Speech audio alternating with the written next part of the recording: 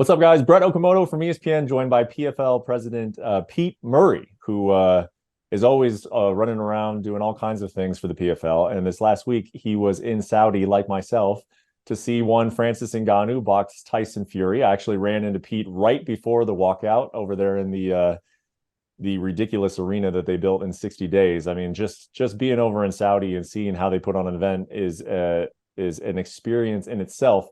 But then you have the walkout, and then you have the fight, and obviously you are interested like everybody else, Pete, but you have a vested interest because obviously Francis Ngannou is signed exclusively to the PFL to compete in MMA.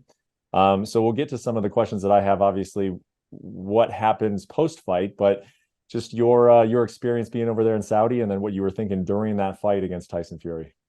Yeah, Brett. I mean, you were there and you touched on it. World-class event. I mean, it was a spectacle. I mean, all the pageantry, the entertainment, leading up to it, the celebrity walk-in, and then, the build to the main event. It was a world-class production. It really was. And I do feel, Saudi is on its way, if not, the new fight capital of the world, beyond what, Saudi Arabia is committed to doing, global sports across multiple sports, not just combat sports. It's amazing capabilities and, amazing fans. You felt the energy, the atmosphere was really, really electric. It was cool. Yeah, it was very cool. I didn't see, once we sort of crossed paths, I didn't see where your seat was. Were you next to Eminem, Conor McGregor? Which celebrity did they have you next to during the fight? I had a great view of the ring and to see, the entire fight and the display that, Francis put on his performance. Everybody underestimated him, including Tyson. And it was great to see. I mean, I do think the decision should have went Francis's way. I mean, Francis said it. He's the new guy, went to the incumbent. And but I think it really gives Francis even more, fire and to sort of take the sport on. And now I think he's a little more confident, now that he has that first, bout under his belt. And let's not forget his debut, professional boxing debut, was against the #1 heavyweight fighter in the world, the best fighter in Tyson Fury. So it was an amazing moment. As I mentioned, you're watching through a lens of, sports fan, but also Francis, I mean, he's a big marquee signing to your property, right? As you're watching that, tell me a little bit about what's going through your mind as a fan, but then also what's going through your mind in terms of, what does this mean for this guy's impact or future? Like it almost in real time, like what were you kind of thinking as it was going on and he was doing so well?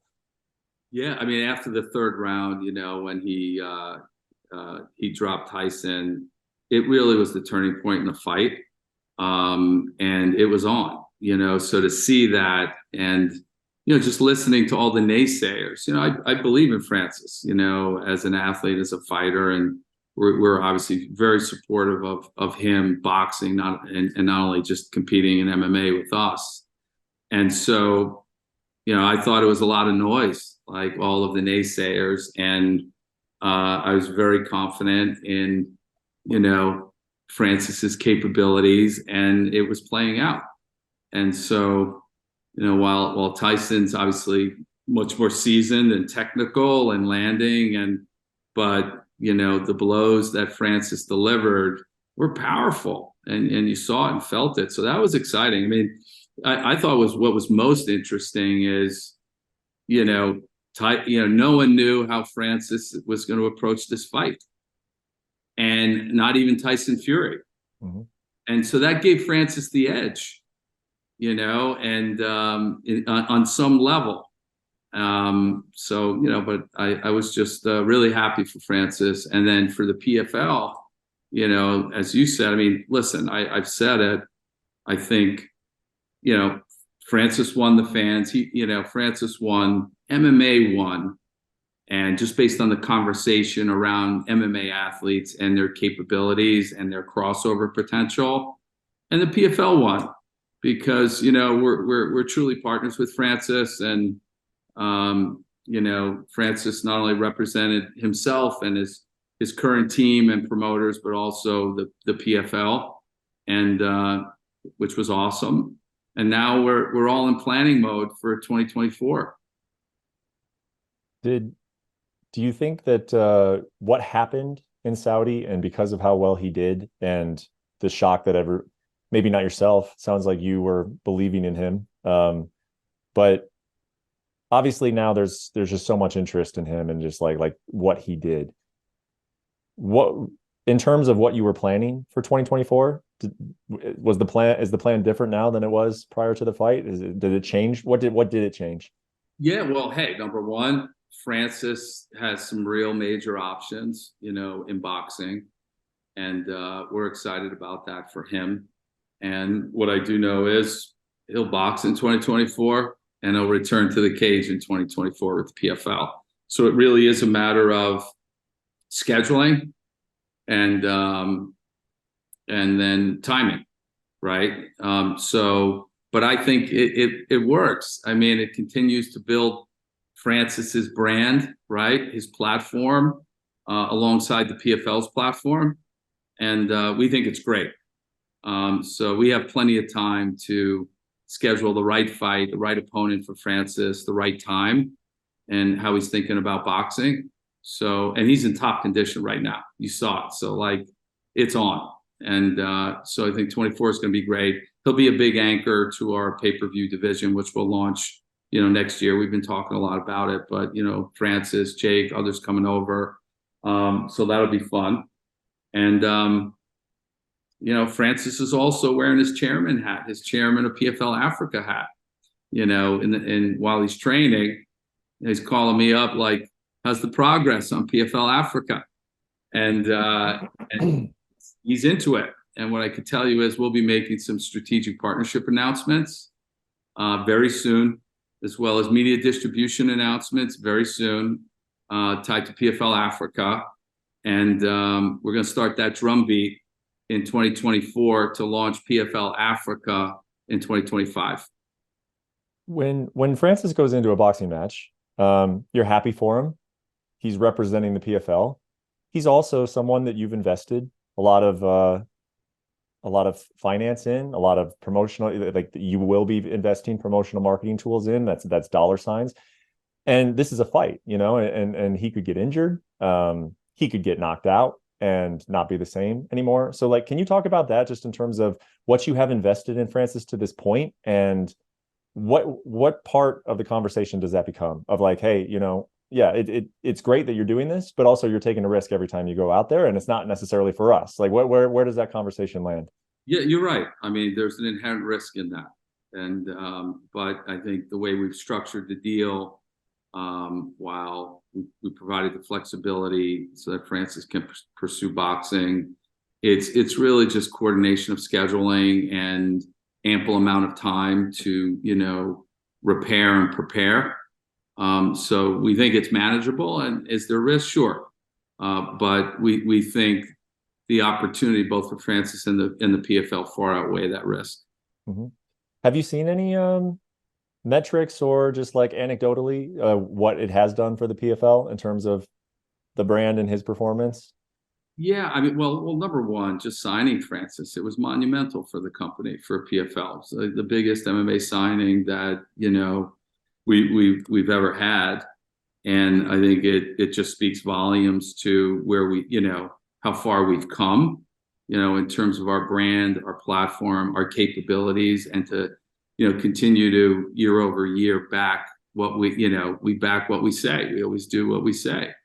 And Francis was a believer in our vision to grow the sport and wanted to be a part of that, both as an athlete as well as a business person. And so we pull that together, and then post this fight, there's a massive halo, around. I think it's great for combat sports, great for boxing, great for MMA as a whole.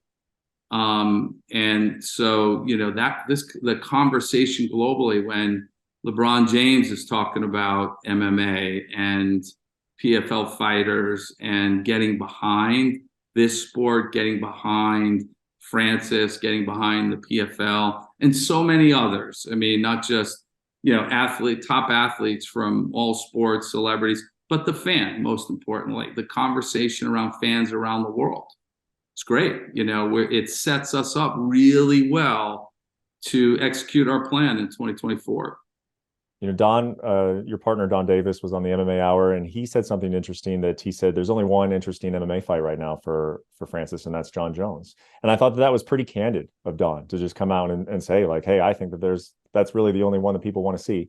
Do you share that? And if that is the case, or if your number is slightly higher, like, how do you change that? Because you want to make interesting MMA fights for Francis, obviously. I mean, that's your job. So do you share that outlook, and then how do you change it if you do agree with it? Yeah, well, listen, I do agree that's the fight that I agree with Don. I mean, that is the fight that fans want. And by the way, that's the fight that Jon Jones wants. That's the fight that Francis wants. That's the number one on both of their lists. Mm-hmm. And the fans know that. They want that. So, we would love to deliver it. And, that just will take two parties coming together to make it possible. And it would be epic. And, we're certainly, keen to do it, but we can only control what we control. And so, what I will tell you, I have a job to do. And there are other fighters that we are excited about, that fans will be excited about. Deontay Wilder being one of them. And we love modified rules, the concept of that. What that looks like, I'm not so sure yet, but I think those two in a cage with modified rules, that would be something. And so it's a conversation. I mean, it's by no means done, but it's a conversation. You've heard Francis kind of talk about it a little bit, but we'd like to put that together. And there are other fights as well that, that some major talent, some of whom, are currently under contract and may soon be out of contract, would like to take on, the Predator and come onto our platform. And, that's the beauty, free agency. And, we're propelling more fighters to go into free agency at every level. So, more to come. You were the one who went and sat down and had dinner with Francis. You are the one that kind of spearheads the talent acquisition. You had any dinners with Deontay Wilder? Have you exchanged text messages? Where is the relationship with Deontay Wilder and the PFL? Yeah, no, it's early stages, candidly. So, more to come, as those talks progress, and, it gets to a point where what I would say is real. But as of now, it's a conversation and something that we would like to put together. And last question, sort of on Francis's future, but opponent aside, if that guy fights anybody in Africa, I think that's a spectacle, right? How badly would you like to put that together? What would it take to put that together? I mean, can you just kind of, Pete, like, level with me and give me an idea of, like, what are the chances of me in Africa seeing Francis Ngannou compete in some form or fashion? What are the odds of that? I think the odds are very, very high. And beyond launching PFL Africa in 25, so we will be staging events, PFL Africa events. Francis will be at the helm, again, helping to, identify talent, develop talent, and, execute events across the continent. We are excited about a major mega event with Francis. And it's certainly something that he would like to see happen. We have the means to do it. It's just a matter of timing. And so I think it's all there for him, us, and fans in the continent. And, listen, there were so many Francis's friends and family, from Africa, from Cameroon. It was great to see that they had the opportunity to be part of that event, add to the pageantry. I thought it was super cool, but for Francis to go home and fight, it would be historic. Yeah, it would. And can you talk about, just, you don't have to go through item by item, detail by detail, but it seems like to me, and Pete, I do get like interested in the business side of it. I get interested in the logistics side of it. It seems like a pretty big undertaking, you know, and reasons for not doing it would include, hey, Francis is a huge draw, and taking him to Africa is great, and it's a magic moment. But is it the most lucrative? Is it the most financially one that makes the most sense? You know, I mean, like, can you just kind of talk about just the conversations that take place when you're discussing the possibility of taking him to Africa, and then what does that entail? I mean, finding a venue and speaking to governments and like figuring out the logistics of it. I mean, what does that really kind of look like? Yeah, I mean, hey, in the end, on a pay-per-view level, it's global, so you got to think through the optimal, time windows, Mm-hmm. because there are, top pay-per-view markets, whether it be US or Australia, different parts of the world. Not every market around the world is a pay-per-view market. So if it is a pay-per-view event, the timing is important, time of year, the actual time zone. And then when you do it, what part of the day, that's executed in to optimize the reach and all of that from a business standpoint. And then what country do you do it in, with respect to the capabilities and putting it all together. But I think just the historic value alone, what that is worth, what it's worth to Francis, as a friend and a business partner, we can build a business around that. Mm-hmm. We can make it work. And it's a great story. So, I think, we'll sort through all this, all the pieces to that. But I will tell you, on the continent, I mean, it's a changing media landscape. It is, a massively, a young fan base who have demand for more sports than, football or soccer. You see what NBA is doing with NBA Africa, the NFL.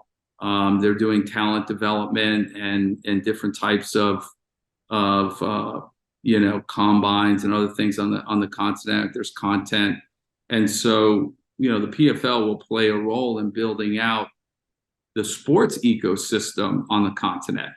More resources for athletes to have an opportunity to compete professionally. I mean, Francis's story, Francis, and many of his fans know his story. Think about the adversity and all the challenges that he had to overcome to become a professional athlete. He had to leave his home. He had to leave the continent of Africa and trek across the desert, make it over, to Europe, right? He wound up in France and Paris. He was trying to get to Germany, as I understand it from him, to take on boxing. And fortunately for him and fans and us, he took a right turn and, he got into an MMA gym and he was pretty darn good at it.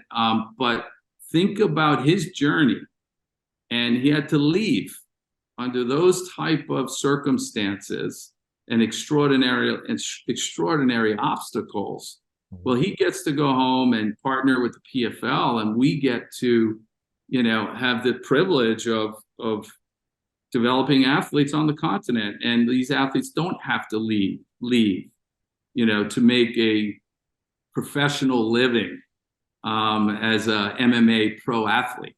Mm-hmm. And, so I think we're really excited about the role we can play to truly, create a new pathway, for athletes, obviously around the world with our regional leagues and overall franchises, but in particular with Francis in Africa, because, there is a lack of throughout the continent, not all countries, but, there's a lack of sports resources, infrastructure in the ecosystem. So we look forward to tying up with other sports leagues outside of MMA to play a role to develop athletes who can then come into MMA and under our platform. And we'll stage events there. We'll distribute that product around the world, not just on the continent, to expose those great athletes competing and very much not only representing themselves as African, pro fighters, but representing their countries, whether it's a Nigerian, right? Whether it's an athlete from the Ivory Coast, so we're really excited. And I will tell you, we're weeks away from making some major announcements, and as we've been working on the foundation to launch this. So, so beyond Francis, training for boxing and continuing to prepare for MMA, we have regular, calls and meetings on our progress to launch in 2025. Oh, I know you do. I mean, you guys cram a lot of work into a work day over there. It seems like it. You have a lot going on. And so I guess the last thing I'll ask you is going back to your core business. You do have the finals coming up in Washington, D.C. Tell me the one thing, and obviously you're looking forward to a lot of different things on that card, but I am curious, as the president of the company, give me the one thing you're most excited to see about in the finals. What's the one thing that you're like, man, I can't wait for that? Well, of course, there's 6 world title fights in one night, life-changing money on the line, and we've been there before. But you look at this card, and beyond, the top of the card, OAM against Clay Collard, I think it's appropriately positioned, as the main event. So, I'm excited about that. I mean, I could talk a long time about each matchup, each fighter, but I'm also excited to see Kayla Harrison return. And, Kayla fighting Julia Budd in a major showcase bout, while she's not in the season format, in the championship. Kayla is in incredible, condition. Julia wants this fight. We tried to make this happen over the last 2 years, and it didn't get there. So we're fortunate that this time it worked. So I'm really excited to see Kayla again. Yeah, no, it is a great card top to bottom. I think the finals are the highest quality that they've been in your existence, which, as I would imagine they should be. You guys get deeper and deeper every year. And so the quality of the championship fights very, very high. And then, of course, the rest of the card. And then we have Dublin. Now, let's not forget. So we have the PFL World Championship, November 23rd. And then December 8th in Dublin, we have the PFL Europe Championship. Our first, and, that's a proof of concept. So we're talking a big game about, we're launching PFL MENA, we're launching, PFL Africa. What I could tell you, PFL MENA is funded, right? We'll be making announcements about PFL Africa and Australia in 2025. Those foundations, and getting ready to go and press play on like the March 2. But PFL Europe in its inaugural season, sold, 2 regular season events sold out: Newcastle, Berlin, and Paris. It was our debut in France, the PFL's debut in France. Not with a pay-per-view, fight or card, not with our global season, product or events, but with, an inaugural international regional league, PFL Europe. Yep. Early in October, that event was sold out 2 months in advance. It was a great card. Not only the playoff athletes and fighting to get into the championship. We had Cedric on the top of the card. We had other French fighters. It was really a celebration of like the sport in France and where it is from a talent standpoint. It was the most viewed MMA event in French television history, our inaugural league. So that speaks volumes about where the sport is. I think internationally in Europe, certainly demand in France, but also how well the PFL is positioned, and more to come when you think about what we're building around the world with these regional leagues. So, I was really, really happy with the results, but also encouraged because, we have a strong proof of concept with PFL Europe. Yeah, building is the right word. I mean, you and I have talked about this. It's not just jump in and hold an event and then, see what the results are. I mean, you guys have been laying a foundation for quite a long time. You've been in it for the long-term play, which is good. I think that's what it requires to have success in this industry. So, and you guys are definitely doing it. Yeah, it does. And I appreciate it, Brad. And, there's a lot of naysayers from the outset, and that's okay. That makes you better. That fuels you. And, we always had a global vision. We always had a long-term vision and strategy. And, now we're simply on that next phase of scale and growth globally. And we just chunk things out. And unlike, there's a lot of independent promoters out there, and that's different business model, one-off events, and it's less about building an everlasting brand, right? In a world-class league, it's more about transaction-driven events. Mm-hmm. We're building a special brand. We play a role in growing the sport. And, we know what our role is for the fighters. And, we're excited to deliver fans a great product. And, and don't get me wrong, like, we still feel we haven't done anything yet, and we have so much more work to do to, get to where, we're going. But only the big things matter. Keep chunking it out. And we have a great team and a great ownership group.